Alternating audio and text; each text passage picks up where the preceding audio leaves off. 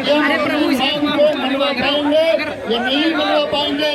अभी मैं तुमसे ये बात पूछूंगा और तुम हाथ उठा के बोलना कि हम अपनी मांग मनवा लेंगे या नहीं मनवा लेंगे। चिंता इस बात की नहीं करनी है मेरे दोस्त,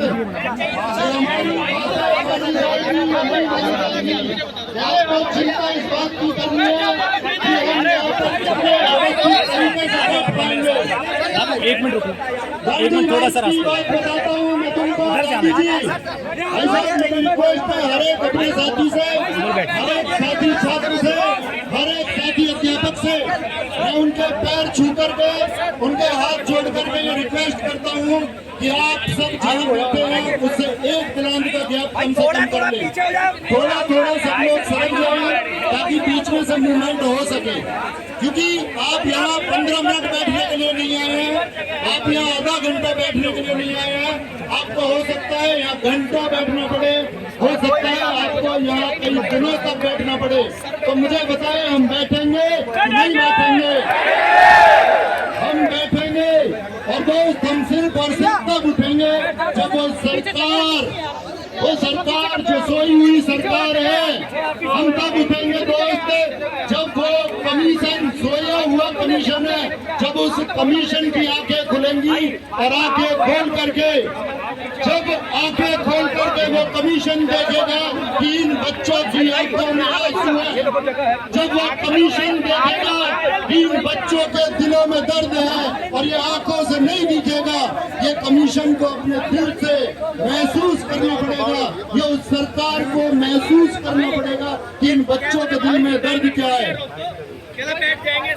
मेरे प्यारे साथी, आप एक बात बताएं मुझे, मैं आपसे कहना चाहता हूं कि जितने भी हमारे साथी यहाँ मीडिया से आए हुए हैं, आप उनको बहुत सम्मान दें, क्योंकि आपकी बातें, आप हालांकि खुद में एक मीडिया हो, लेकिन मैं मीडिया के साथियों से भी अपील करूंगा कि वो अनावश्यक अवस्था न फैलाएं, नहीं तो आपको यहाँ पर कोई एक बाइट नहीं देगा और हम अपने आप में मीडिया हाउस चलाते हैं। ये बात हम सरकार तक पहुँचाने का मादा रखते हैं।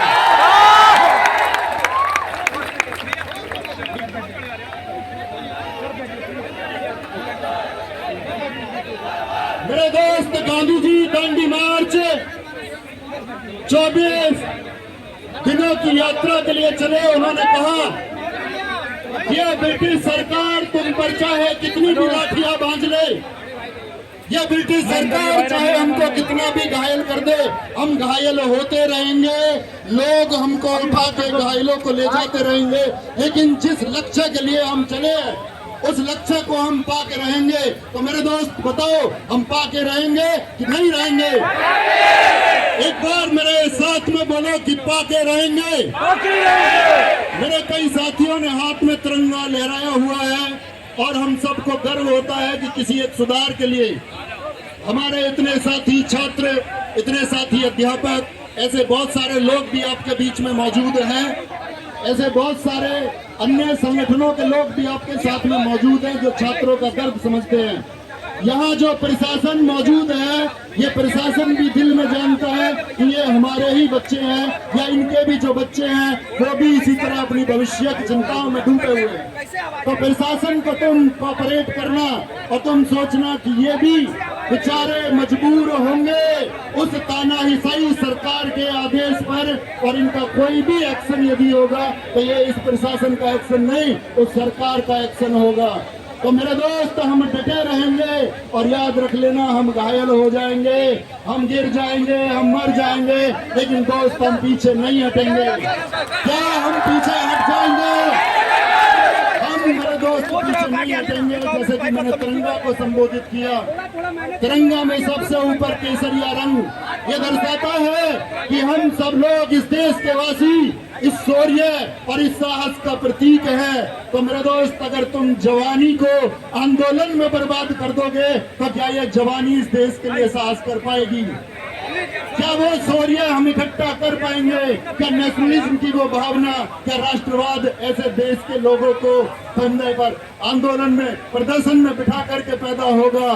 क्या दोस्त, वो जो सफेद रंग तिरंगे का है जो कि हमको शांति का मायना समझाता है, जो हमको अर्थ समझाता है कि शांति होनी चाहिए, लेकिन आप मुझे एक सुर में आवाज दें कि क्या आपके जीवन में शांति है? क्या आपके जीवन में शांति है? एक एडीपीटी उस क्वीटी की तरह हो चुकी है जिसने तुम्हारी जिंदगी को बर्बाद कर दिया है। मेरा दोस्त, इस क्यूटी को भगाना होगा, इस क्यूटी को भगाना होगा और एक संस्कारी रानी होगी। अगर तुमने क्यूटी से पीछा नहीं छुड़ाया तो मेरे दोस्त तुम्हारी जिंदगी बर्बाद होगी।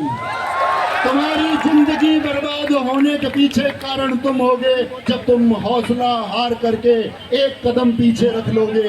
तब वो सरकार 2 कदम, वो कमीशन 4 कदम बढ़ाएगा।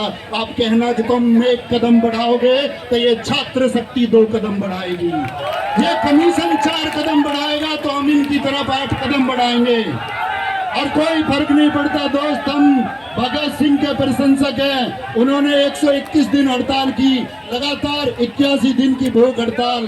क्या हम यहाँ खाते पीते भी नहीं बैठ सकते हैं? बटुकेश्वर दत्त 81 दिन की हड़ताल, जतिन दास 63 दिन इस बात के लिए भूखे मर गए कि इस देश की व्यवस्थाएं बदलनी चाहिए, इस देश का कल बदलना चाहिए, इस देश का भविष्य उज्जवल होना चाहिए। लेकिन आप मुझे जवाब दें कि क्या इस देश का भविष्य उज्जवल है?